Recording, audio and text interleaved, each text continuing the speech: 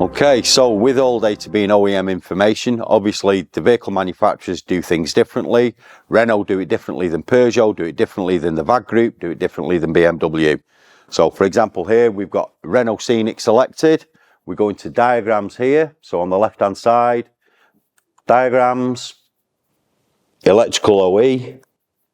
We just select anti-lock brakes. You can see there are 35 separate wiring diagrams for the anti-lock brakes on this one car, depending on date, level of equipment fitting and all that sort of stuff.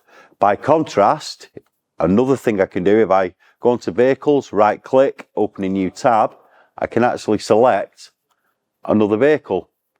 We'll take the Volvo, the Pickler Volvo off our recent vehicle tree. Diagrams, exactly the same.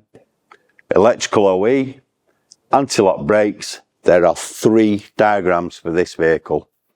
ABS, brake control system, DTSC supplement.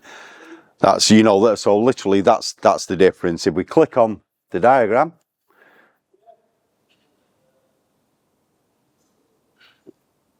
yeah, it just tells us about the wiring. Go back one.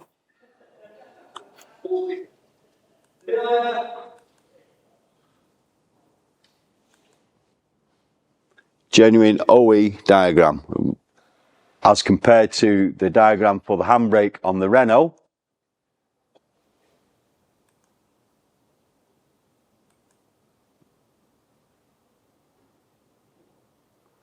You can see it's a completely different way of doing it. And then with the Renault, we've got all the component codes and everything. We're looking at wire numbers, different colours, and a big long list of component codes. So the user experience using ALLDATA is, the simple fact of the matter is, it's very much dependent on how the vehicle manufacturer does it. The user interface is the same. The way the manufacturers do things are different. They're genuine diagrams. They're not redrawn. It's as the manufacturer presents it.